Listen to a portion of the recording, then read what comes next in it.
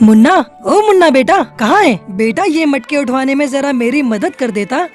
अरे किससे आवाज लगा रही हो? मुन्ना मुखिया जी के घर गया हुआ है। बोल रहा था उनके बेटे मिट्टू ने जंगल के सब बच्चों को अपने घर बुलाया है। जरूर कोई नई चीज शहर से मंगवाई होगी। मिट्टू की आदत है, जब भी कुछ नया मंगवाता है जंगल के बच्चों को चिढ़ाने के लिए बुला लेता है। अब मुन्ना देखना, आते ही कोई फरमाइश रख देगा। लो वो भी आ गया। माँ, बापू, आपको पता है मिट्टू ने हवेली में इतने बड़े बड़े 4 एसी लगवाए हैं। उसके घोंसले का एसी तो मानो ऐसे चल रहा था जैसे बर्फ की सिल्ली पर बैठे हो। बापू, काश हम भी एसी में रह पाते। इतनी गर्मी पड़ रही है, एसी के अलग ही मजे हैं। बेटा, हमारी इतनी गुंजाइश नहीं कि हम मुखिया जी की तरह घर में एसी लगवा सकें। मिट्टू भी ना तुम लोगों को ना जाने घर पर क्यों बुला लेता है। उसे पता है कि हम गरीबों की इतनी हैसियत नहीं है कि हम उसके जैसी जिंदगी जी सके। तू मत जाया कर मिट्टू के घर। अच्छा, मैं घड़े बेचने जा रहा हूँ, थोड़े घड़े बनाने बाकी हैं, वो तू बना लेना। मुन्ना का पिता कालू कौवा घड़ी बेचने चला जाता है। तभी मुन्ना के दिमाग में एक आइडिया आता है।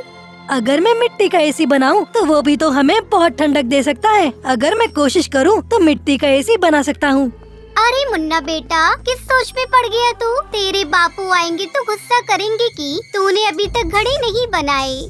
माँ, मैं मिट्टी का एसी बनाने के बारे में सोच रहा हूँ। हम मिट्टू के जैसा एसी नहीं ले सकते तो हम मिट्टी का एसी तो बना ही सकते हैं ना। मिट्टी का एसी? बेटा वो तू कैसे बनाएगा? माँ चिंता मत करो, मैं कोई न कोई जुगाड़ कर लूँगा। मुन्ना रोजाना अपने मिट्टी का एसी बनाने की तैयारी में जुट गया और फिर एक दिन मुन्ना चिड़ा ने बहुत ही बढ़िया मिट्टी का एसी बनाकर तैयार कर दिया। मुन्ना के माता पिता तो हैरान थे कि मुन्ना ने मिट्टी का एसी तैयार कर लिया है। मुन्ना अपने सभी दोस्तों को अपने घर मिट्टी का एसी दिखाने के लिए बुलाता है, जिसमें मिट्टू तोता भी शामिल था। अरे वाह मुन्ना, तेरा मिट्टी का एसी तो बहुत बढ़िया है यार। मेरे लिए भी एक मिट्टी का एसी बना दे भाई, हमारे घर में भी बहुत गर्मी होती है। हाँ, बना दूंगा, चिंता मत करो, मैं तुम सबके लिए मिट्टी का एसी बना दूंगा। अरे मेरा एसी बहुत बढ़िया है, तुम्हारा ये मिट्टी का सस्ता एसी मेरे एसी के सामने कुछ भी नहीं है। एक तो मुन्ना ने इतनी मेहनत से ये एसी तैयार किया है और तू उसे गलत बोले जा रहा है। जा, हमें तेरे से बात नहीं करनी यार, जा। देख लूंगा तुम सबको मैं, जानते नहीं हो मैं गांव के मुखिया का बेटा हूँ। मिट्टू तोता गुस्से में वहाँ से चला जाता है। माँ, बापू, आओ ना, हम सब इस एसी की ठंडी हवा का मजा लेते हैं। मुन्ना, तूने तो वाकई में बहुत बढ़िया एसी बनाया है रे। ये तो बहुत ठंडक दे रहा है, पूरा घोंसला ठंडा हो गया भाई। ठीक कह रही हो, हमारा मुन्ना सच में बहुत दिमाग वाला है। पड़ोस के सारे पक्षी अब इससे ही ऐसे एसी बनाने के लिए कह रहे हैं। हाँ माँ, मैं सबके लिए बना दूंगा, कम से कम गर्मी में सबको परेशानी तो नहीं होगी। आराम से मुन्ना उसके माता पिता रात में सो जाते हैं। पर एक दिन मुन्ना अपने माँ बाप के साथ बाजार गया हुआ था। जब वो वापस लौटा तो उसने देखा कि उसके घोंसले की खिड़की खुली हुई है और उसका मिट्टी का एसी टूटकर बिखरा पड़ा है। माँ, बापू, ये क्या हो गया? हमारा एसी किसने तोड़ दिया? हमारे घर में कौन आ सकता है? क्या पता कोई जानवर घर में घुस आया हो और वो एसी को तोड़ गया हो। मैं तो खिड़की का दरवाजा बंद करके गई थी। खिड़की कौन खोल सकता है? पर अगर जानवर भी घर में घुसता तो और सामान के साथ भी तो छेड़खानी करता। मगर सामान तो बिखरा हुआ नहीं है, सिर्फ एसी टूटा है। हो ना हो, ये जरूर किसी की साजिश है। तभी एक पक्षी मुन्ना के घर आता है। मुन्ना, तेरा मिट्टी का एसी मिट्टू ने तोड़ा है। बापू, मिट्टू ने ऐसा क्यों किया? मैंने उसका क्या बिगाड़ा था जो उसने मेरा एसी तोड़ दिया? मैंने कितनी मेहनत से बनाया था बापू। बापू। तभी मुखिया जी मिट्टू के साथ आ जाते हैं। अरे मुखिया जी, आप आइए आइए।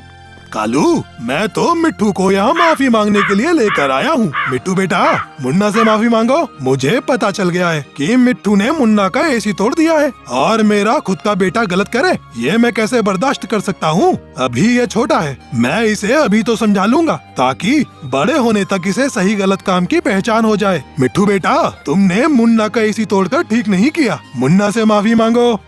मुझे माफ कर दो मुन्ना, मुझसे गलती हो गई। मैं घबरा गया था कि अगर तुम्हारा मिट्टी का एसी आ गया तो अब मेरे दोस्त मुझसे दूर हो जाएंगे। मेरे पास कोई भी खेलने के लिए नहीं आएगा, क्योंकि तुम सबके घर के लिए मिट्टी का एसी बनाने वाले हो। पहले मेरे एसी के बहाने सब बच्चे मेरे पास खेलने के लिए आते थे, पर पिछले कुछ दिनों से कोई भी मेरे पास नहीं आया, इसलिए मुझे तुमसे ईर्ष्या होने लगी और मैंने तुम्हारा एसी तोड़ दिया।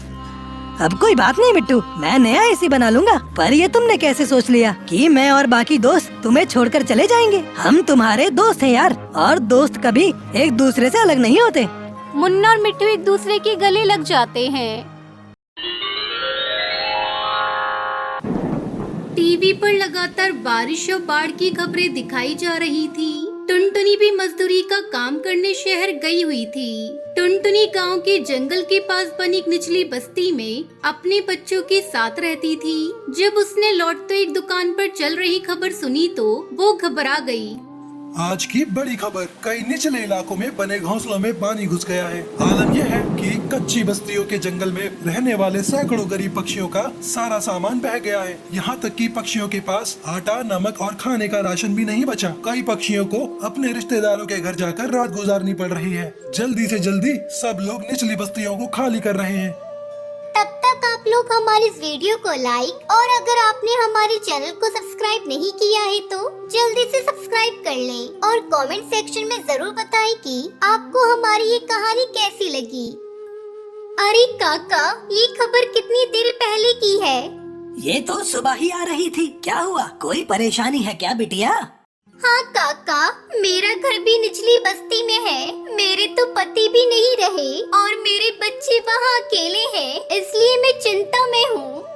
अच्छा बिटिया, मैं चलता हूँ, ध्यान रखना। पता नहीं घर का क्या हाल होगा। कब से सोच रही थी कि घर को ठीक करवा लूं, पर क्या करूं? बारिशों में कोई मजदूरी का काम ही नहीं देता। थोड़ा सामान खरीद कर घर ले जाती हूँ। पता नहीं ज्यादा बारिश पड़ गई तो कुछ खाने पीने को भी मिले या नहीं। बारिश की वजह से शहर के जंगल में भी पानी भर गया था। सुनहरी रुको, मैं तुम्हारी मदद करती हूँ। लाओ बाल्टी मुझे दो। माँ, कितनी देर से बारिश आ रही है, रुकने का नाम ही नहीं ले रही। बारिश रुक जाए तो थोड़ा पानी घोंसले से नीचे उतर जाएगा। चिंता मत करो सुनहरी बिटिया, अभी तो रात का समय है। हम कल सुबह ही शहर के जंगल चले जाएंगे। यहाँ रहना खतरे से खाली नहीं। पिंकी और सुनहरी, जब तक तुम दोनों कुछ खा लो बेटा। कुछ देर बाद बारिश रुक जाती है। देखो देखो माँ, बारिश रुक गई। हाँ बिटिया, अगर बारिश रुकी रही तो कोई परेशानी नहीं होगी। अगर फिर से शुरू हो गई तो हमें ये जगह खाली करके जाना ही होगा। टुनटुनी चिड़िया इसी डर से सारा सामान बांध देती है और सुबह होने का इंतजार करती है। टुनटुनी थकी हुई थी, इसलिए उसे लेटते ही गहरी नींद आ गई। बच्चे भी वहीं सो गए। सुबह टुनटुनी चिड़िया की आँख खुली तो उसने देखा कि उसकी खटिया के पास ढेरों पानी भरा हुआ है। सभी पक्षी भागा दौड़ी मचा रहे हैं। अरे टुनटुनी चिड़िया, जल्दी चलो, निचले इलाके में बारिश के कारण बाढ़ आ गई है। हमें जल्दी ही पुल पर पहुंचना होगा। बाढ़ का पानी बढ़ता ही जा रहा था और बारिश भी तेज हो गई थी। पिंकी, सुनहरी, उठो बच्चों, हमें यहाँ से जाना होगा। बेटी, अब तो सारा सामान बाढ़ के पानी में भीग चुका है। अब कुछ भी ले जाना खतरे से खाली नहीं। बस किसी तरह अपनी जान बचा लेते हैं। चल तू पिंकी, बबली आंटी का हाथ पकड़, मैं सुनहरी का हाथ पकड़ती हूँ।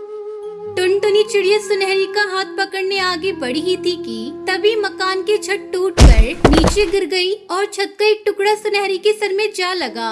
सुनहरी के सर से खून बहने लगा। सुनहरी बेहोश हो गई। ए मेरी बच्ची सुनहरी, तुझे क्या हो गया? कोई तो हमारी मदद करो। बारिश में बाढ़ के गहरे पानी में टुनटुनी चिड़िया इधर उधर सबसे मदद मांगने लगती है। ओ टन्नू भैया, तुम उस ओर जा रहे हो तो किसी डॉक्टर को भेज देना। भैया, तुम्हारी बड़ी मेहरबानी होगी। अरे बहना, इतनी बारिश में इस बाढ़ के पानी में कोई डॉक्टर नहीं मिलेगा। एक काम करो, तुम पुल तक पहुंच जाओ, हो सकता है वहाँ कोई सुरक्षा कर्मी मिल जाए। हाँ, ये ठीक रहेगा। मैं अभी जाती हूँ। हे भगवान, मेरे बच्चे की रक्षा करना। बाढ़ के पानी में तैरती हुई टुनटुनी चिड़िया पुल तक पहुंचने की कोशिश कर रही थी। उधर पिंकी चिड़िया का रो रो कर बुरा हाल था।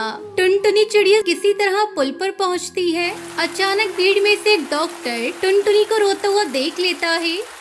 सुंदरी, तुम बच्चों के साथ रहो, मुझे उस मजबूर माँ के साथ जाना होगा। लगता है उसका बच्चा बीमार है।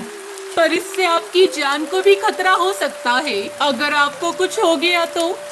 सुंदरी, मैं एक डॉक्टर हूँ। मेरा सबसे पहला कर्तव्य यही है कि मैं अपनी जान की परवाह किए बिना किसी की जान बचाऊं। अगर मैं आज इस गरीब मजबूर माँ के साथ नहीं गया तो कल मैं अपने पेशे और अपने समाज से आंखें नहीं मिला पाऊंगा। कुछ देर बाद सुरक्षा कर्मी आएंगे, तुम उनके साथ घर लौट जाना। मैं किसी न किसी तरह वापस आ जाऊंगा। उस डॉक्टर का नाम कालू था। जब डॉक्टर कालू कौवे ने टुनटुनी को रोता बिलखता हुआ देखा तो उससे रहा नहीं गया और अपना फर्ज निभाते हुए वो टुनटुनी के पास पहुंचा। सुनो, मैं डॉक्टर कालू कौवा हूँ। आप डॉक्टर हो? हे भगवान, आपका लाख लाख शुक्र है। इस मुसीबत की घड़ी में आप मेरे लिए अपनी जान खतरे में डाल रहे हो। भगवान आपका भला करे। बड़ी मुश्किल के साथ वो टुनटुनी के साथ उसके घर तक पहुंचता है। सुनहरी की हालत बहुत नाजुक थी। डॉक्टर कालू ने जल्दी जल्दी सुनहरी का इलाज करना शुरू किया और थोड़ी देर बाद सुनहरी को होश आ जाता है। डॉक्टर साहब, इस घड़ी में कोई भी इतनी सहायता नहीं करता जितनी आपने मेरी की है। मेरे घर के चिराग को बुझने से बचा लिया। टुनटुनी, मैं तो बस अपना काम कर रहा था और कर्म करने की प्रेरणा मुझे ईश्वर देते हैं और अब घबराने की कोई जरूरत नहीं है। अब तो बारिश भी रुक गई है और सुनहरी बिल्कुल ठीक है। अपना और अपने परिवार का ख्याल रखो। इस तरह टुनटुनी चिड़िया डॉक्टर कालू कौवे की मदद से अपनी बच्ची को बारिश के कहर से बचा लेती है और बारिश रुकने के बाद अपना नया घोंसला तैयार करती है। फिर सभी खुशी खुशी रहने लगते हैं।